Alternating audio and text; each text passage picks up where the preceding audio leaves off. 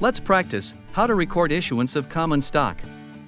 Before we start, subscribe to our channel for more videos. Before we start, let's revise theory and accounting requirements related to this topic. Par value is a nominal or legal capital per share, assigned by the company's charter. It sets the minimum amount that must be recorded in the common stock account when shares are issued. Excess amount. When shares are issued for more than par value, the excess amount received from investors is not recorded as revenue. Instead, it is credited to paid-in capital in excess of par. It is also called additional paid-in capital, or APIC. Cash, or another asset, is debited for the total proceeds received from the stock issuance. Common stock is credited for par value, multiplied by the number of shares issued. This ensures the legal capital requirement is met. Paid-in capital in excess of par is credited for the difference between the total proceeds and the par value amount. Paid-in capital in excess of par represents the shareholder's contribution beyond the legal capital. Issuing stock is a financing transaction, not a revenue-generating activity. Accurate classification between common stock and additional paid-in capital is necessary for proper presentation in the stockholders' equity section of the balance sheet. Here is the financial data. During its first year, the company had these common stock transactions, which you can see on the screen. We will analyze further how to record each of it.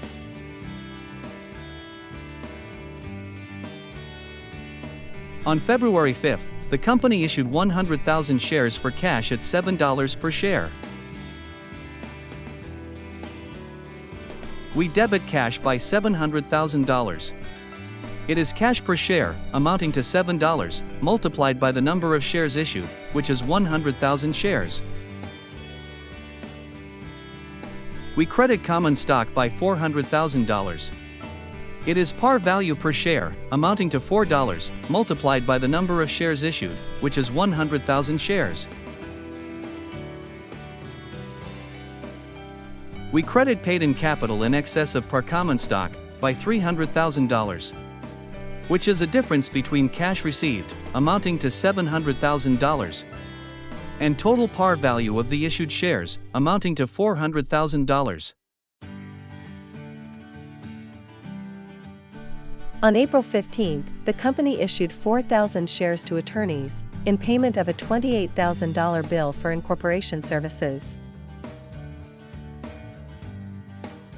We debit organization expenses, subcaption, legal expense, by $28,000. The company has not got any cash here, however exchanged shares for the legal services. Cost of these services is recognized as expenses. We credit common stock by $16,000.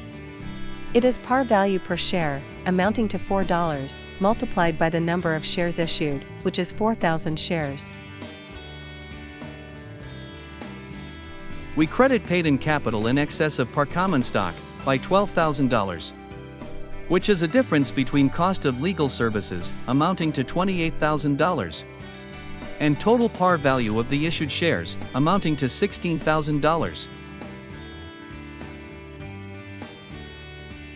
On August 20th, the company issued 25,000 shares for cash at $9 per share. We debit cash by $225,000. It is cash per share, amounting to $9, multiplied by the number of shares issued, which is 25,000 shares. We credit common stock by $100,000.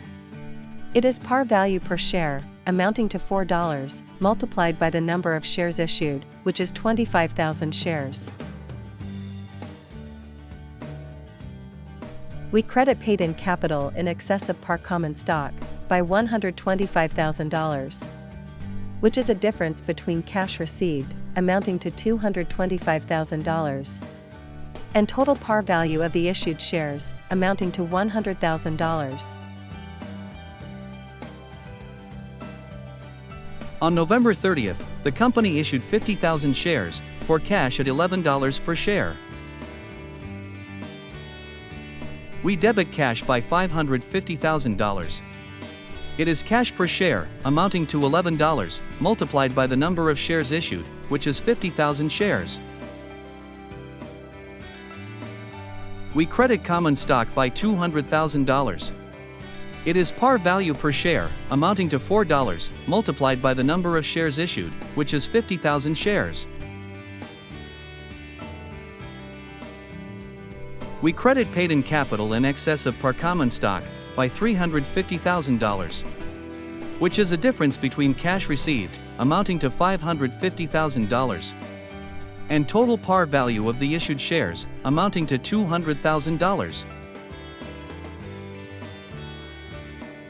We have prepared journal entries for all transactions. Let's make a summary and check final balances of the impacted accounts. Here is a summary of cash account and all recorded transactions. In total, the company got $1,475,000 cash for the common stock issued. Here is a summary of expenses and all recorded transactions. In total, the company incurred $28,000 expenses, which was in exchange for the common stock issued to the legal services provider. Here is a summary of common stock account and all recorded transactions.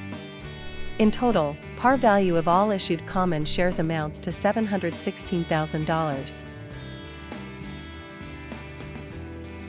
Here is a summary of paid-in capital in excess of par common stock, or additional paid-in capital, account, and all recorded transactions. In total, additional paid-in capital in excess of par value of the issued common stock amounts to $787,000. And finally, let's calculate total debit and total credit of all these transactions, and verify that debit equals credit. This means all transactions were recorded properly. Thank you for watching. Subscribe to our channel not to miss new videos.